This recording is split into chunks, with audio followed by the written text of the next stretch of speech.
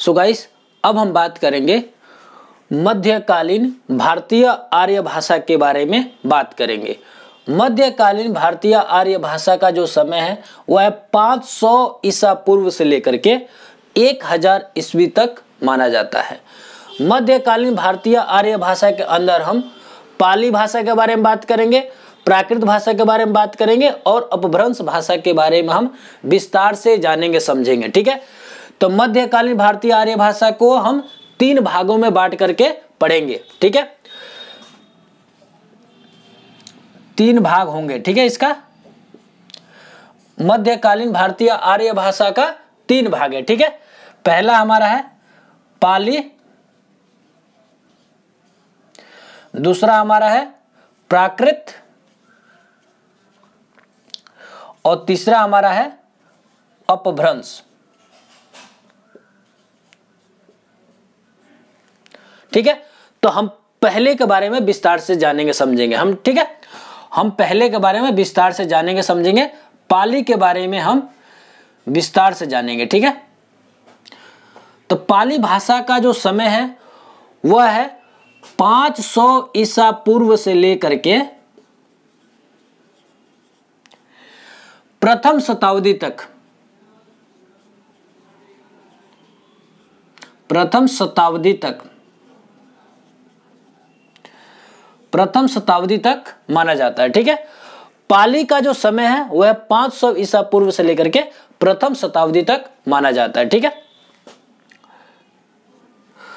पाली को हम प्रथम देश भाषा भी कहते हैं। पाली को प्रथम देश भाषा भी कहते हैं।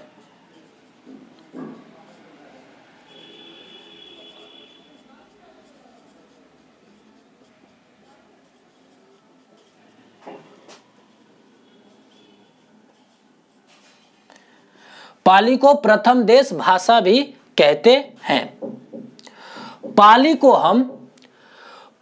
हम प्रथम प्राकृत भी कहते हैं। पाली को प्रथम प्राकृत भी कहते हैं।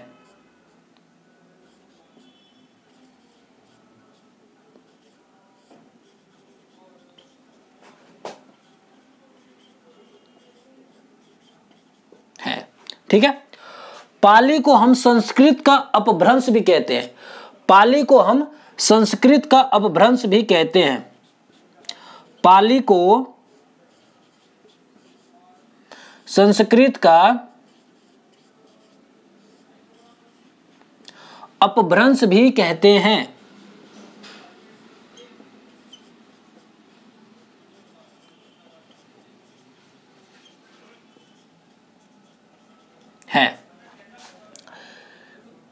पाली आम जन की भाषा थी।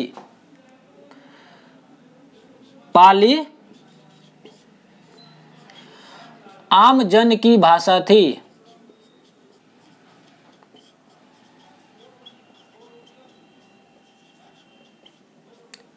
इसीलिए गौतम बुद्ध ने अपना उपदेश पाली भाषा में दिए। गौतम बुद्ध ने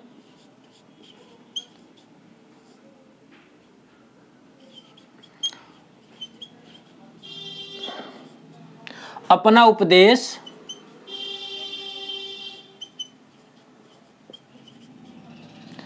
पाली भाषा में दिए।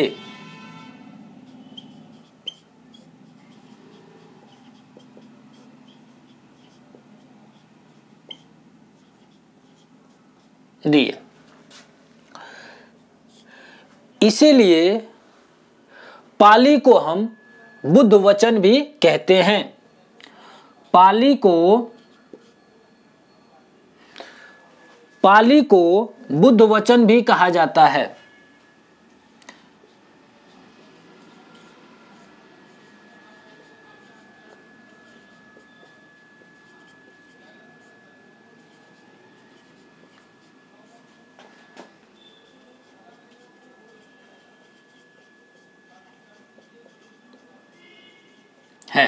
पाली को हम बुद्ध वचन भी कहते हैं।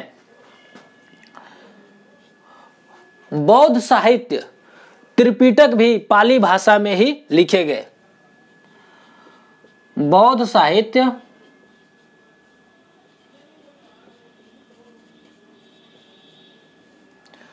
त्रिपिटक भी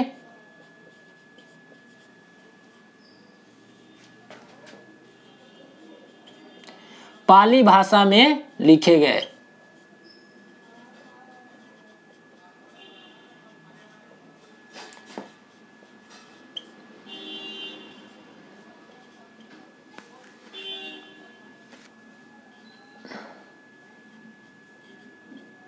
पाली भाषा में लिखे गए। ठीक है, ये रही पाली भाषा के बारे में विस्तार से जाने समझे हम। ठीक है, आप इसका नोट्स बनाओ। ठीक है, उसके बाद हम बात करेंगे प्राकृत भाषा के बारे में विस्तार से जानेंगे समझेंगे। ठीक है, आप इसका नोट्स बनाओ। अब हम बात करेंगे मध्यकालीन भारतीय आर्य भाषा का दूसरे भाग के बारे में बात करेंगे, प्राकृत भाषा के बारे में हम बात करेंगे। ठीक है, दूसरा जो हमारा है प्राकृत भाषा। ठीक है, प्राकृत के बारे में बात करेंगे। प्राकृत का जो समय है वह है प्रथम शताब्दी से लेकर के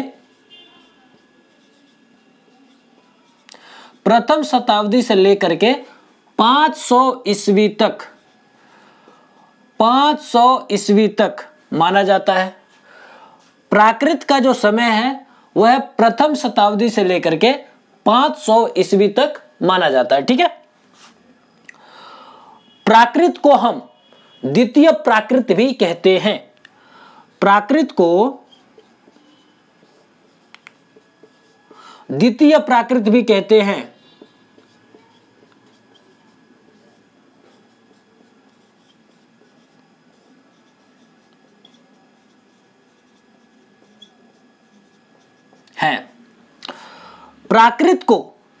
प्राकृत को हम द्वितीय देश भाषा कहते हैं। प्राकृत को द्वितीय देश भाषा भी कहते हैं।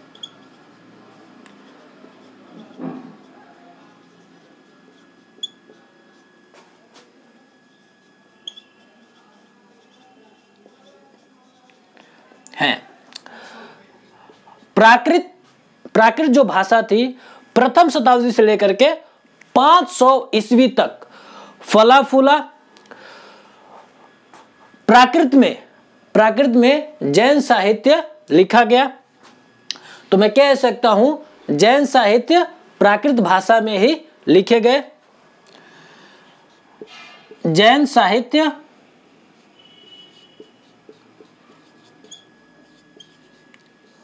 प्राकृत भाषा में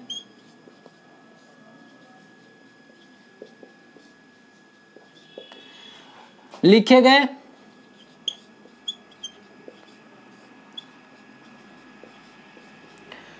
ठीक है, लिखे गए। जैन साहित्य प्राकृत भाषा में लिखे गए। हेमचंद्र जी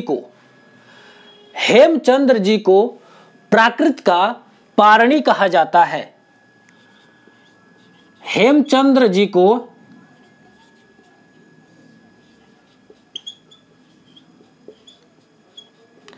प्राकृत का पाणिनि कहा जाता है।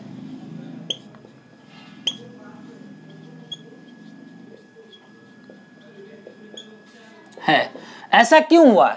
ऐसा इसलिए हुआ क्योंकि हेमचंद्र जी ने प्राकृत भाषा का व्याकरण लिखा था। ठीक है, तो हेमचंद्र जी ने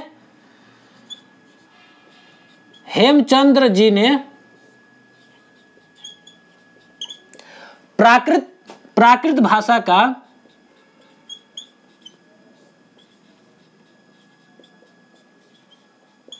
व्याकरण लिखा था।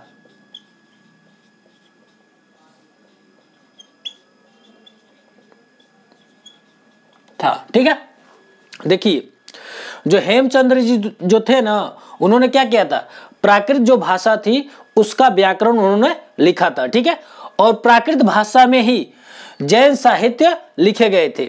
प्राकृत भाषा में जैन साहित्य लिखे गए थे। ठीक है, आप इसका नोट्स बना लीजिए। अब हम बात करेंगे अपभ्रंश के बारे में। ठीक है, आप इसका नोट्स बना लीजिए। सो गाइस, अब हम बात करेंगे मध्यकालीन भारतीय आर्य भाषा के तीसरे भाग के बारे में बात करेंगे, अपभ्रंश के बारे में बात करेंगे। ठीक है, तो तीसरा हमारा जो भाग है अपभ्रंश। अब हम अपभ्रंश के बारे में बात करेंगे। अपभ्रंश का जो समय है वह है 500 ईस्वी से लेकर के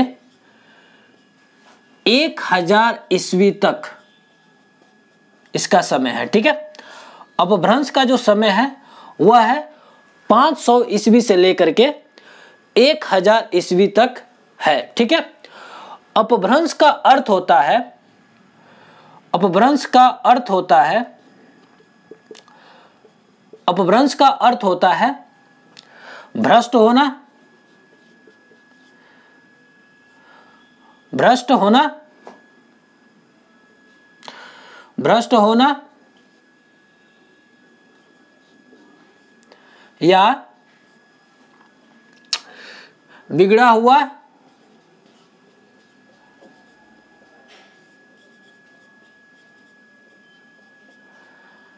या, देखिए अपभ्रंश का अर्थ होता है भ्रष्ट होना या बिगड़ा हुआ या पथ से भटकना।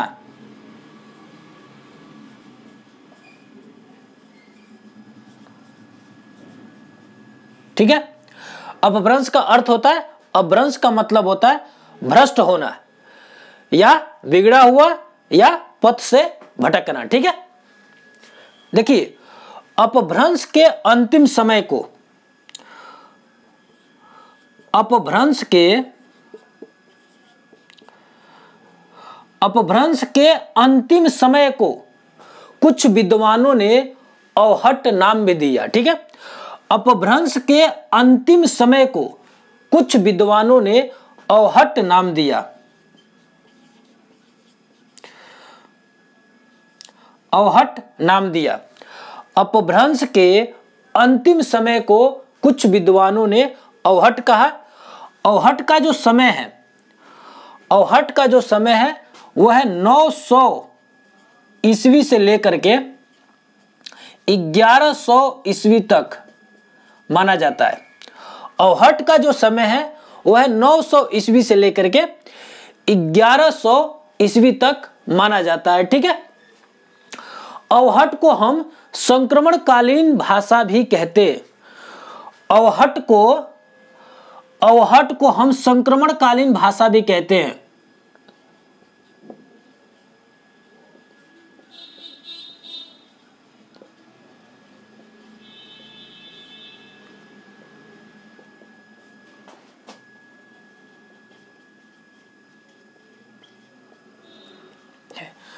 अवहट को संक्रमणकालीन भाषा भी कहते हैं। ठीक है, एक जो हमारे विद्वान हैं उनका नाम है चंद्रधर शर्मा गुलेरी।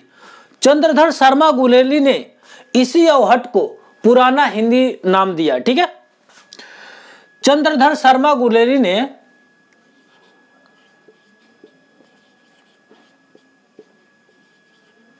चंद्रधर शर्मा गुलेरी ने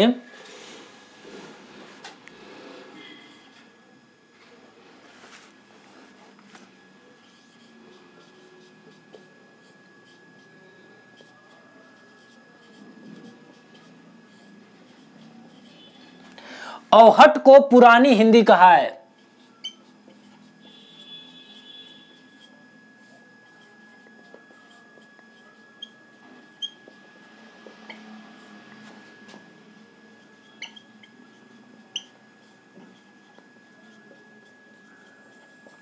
ठीक है, एक बार और समझाता हूं, ध्यान समझिएगा। ठीक है, अपभ्रंश का जो समय होता है वो होता है 500 ईस्वी से लेकर के 1000 ईस्वी तक इसका समय माना जाता है। ठीक है, अपभ्रंश का अर्थ होता है भ्रष्ट होना या बिगड़ा हुआ या पथ से भटकना। ठीक है, अपभ्रंश के अंतिम समय को, अपभ्रंश के अंतिम समय को कुछ विद्वानों ने अवहट नाम दिया। ठीक है, अवहट का जो समय माना जाता है वह 900 ईस्वी से लेकर के 1100 ईस्वी तक माना जाता है। ठीक है, अवहट को हम संक्रमणकालीन भाषा भी कहते हैं।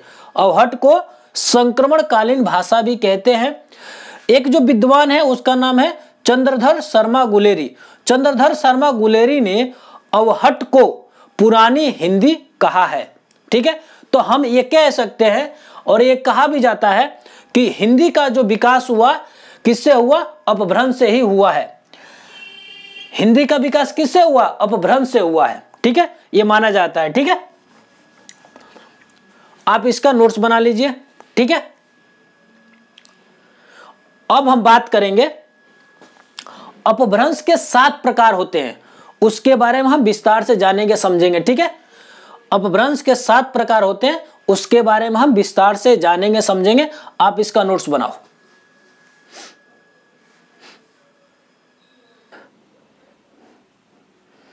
सो गाइस, अब हम बात करेंगे अपभ्रंश के बारे में।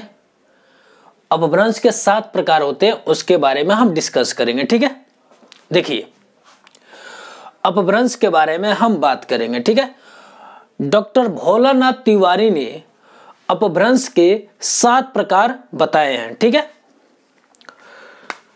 डॉक्टर भोलानाथ तिवारी ने अपभ्रंश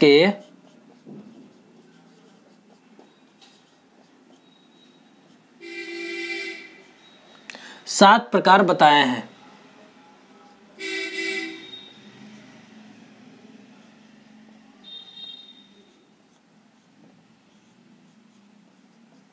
ठीक है, डॉक्टर भोलानाथ तिवारी ने अपभ्रंश के 7 प्रकार बताए हैं। ठीक है, पहला हमारा है सौरसेनी अपभ्रंश।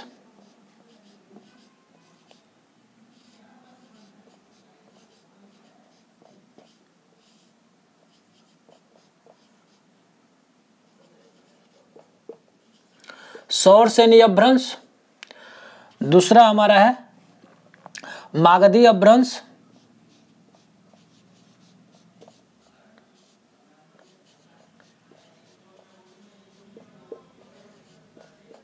मागधी अपभ्रंश।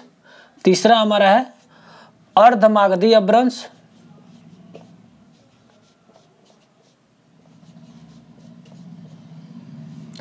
अर्धमागधी अपभ्रंश।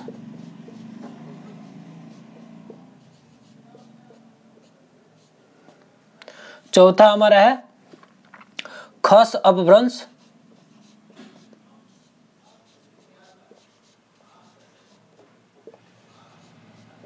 खस अपभ्रंश। पांचवा हमारा है पैशाची अपभ्रंश।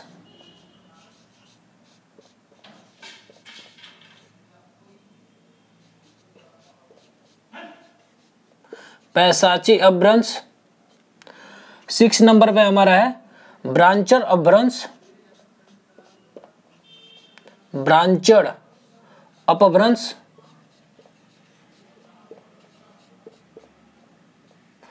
और 7वें नंबर पे हमारा है महाराष्ट्रीय अपभ्रंश।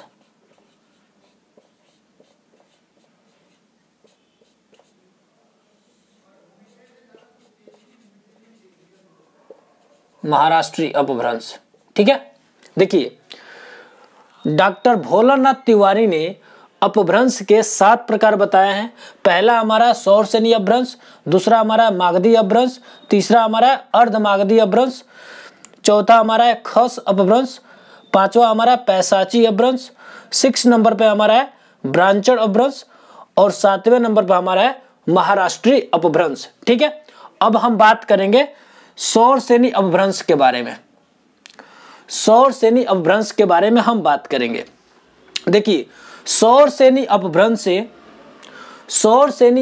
से पश्चिमी हिंदी, राजस्थानी हिंदी एवं गुजराती भाषा का जन्म हुआ। ठीक है, सौरसेनी अपभ्रंश से पश्चिमी हिंदी,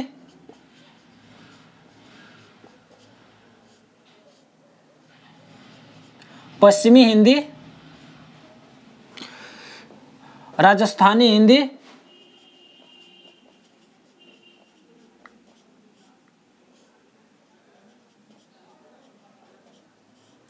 एवं गुजराती भाषा का जन्म हुआ।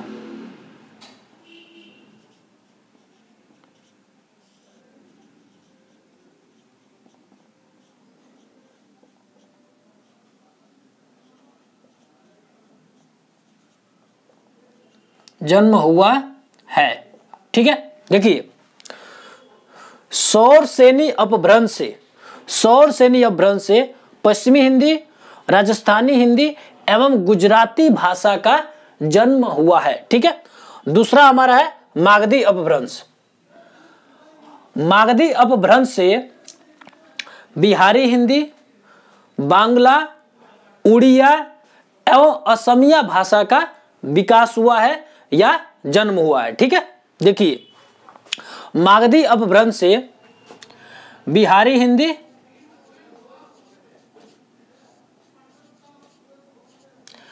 बिहारी हिंदी, बांग्ला,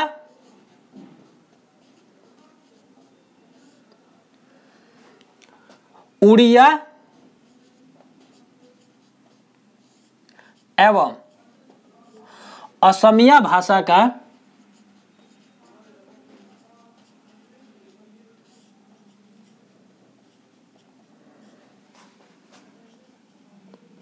जन्म हुआ है।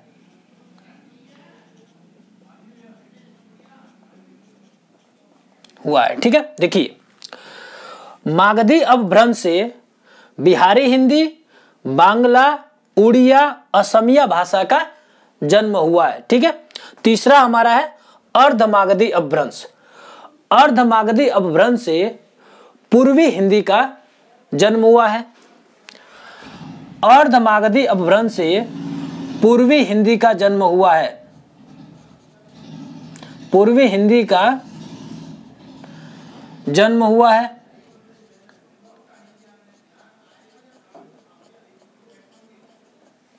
देखिए अर्धमागधी अपभ्रंश से, अर्धमागधी अपभ्रंश से पूर्वी हिंदी का जन्म हुआ है। ठीक है, हमारा चौथा है खस अपभ्रंश।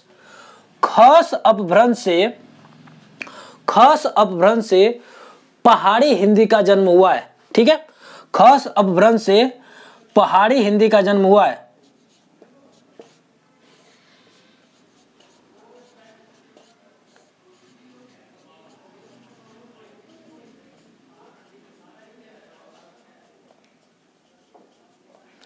ठीक है, खस अपभ्रंश से पहाड़ी हिंदी का जन्म हुआ है। ठीक है, पांचवा हमारा है पैशाची अपभ्रंश।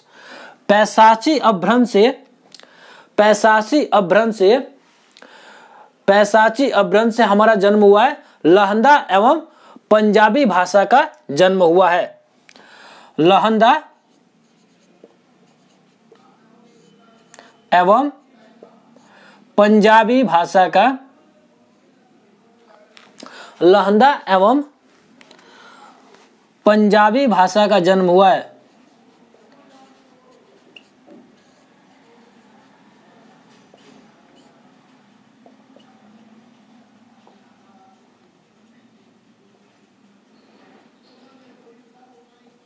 ठीक है, देखिए पैशाची अपभ्रंश से लहंदा एवं पंजाबी भाषा का जन्म हुआ है। ठीक है, 6 नंबर पे हमारा है ब्रांचड़ अपभ्रंश।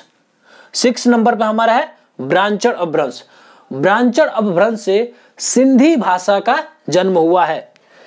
सिंधी भाषा का जन्म हुआ है।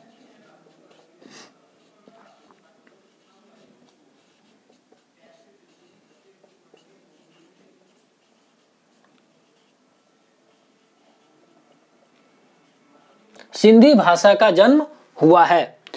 हमारा 7वां है महाराष्ट्री अपभ्रंश। महाराष्ट्री अपभ्रंश से मराठी भाषा का जन्म हुआ है।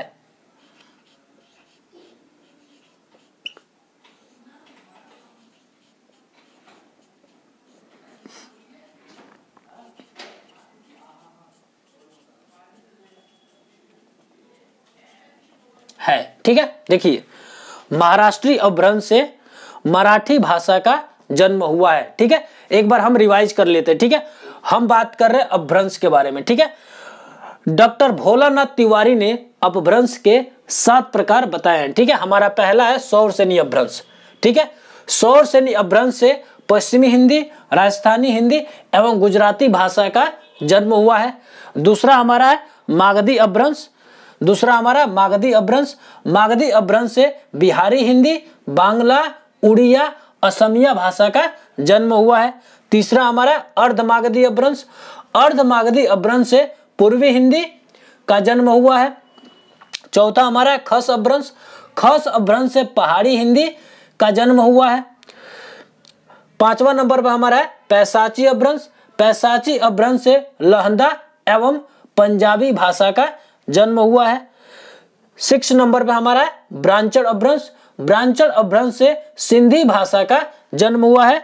और 7वें नंबर पर हमारा है महाराष्ट्री अपभ्रंश। महाराष्ट्री अपभ्रंश से हमारा मराठी भाषा का जन्म हुआ है। ठीक है, आप इसका नोट्स बना लीजिए। ठीक है।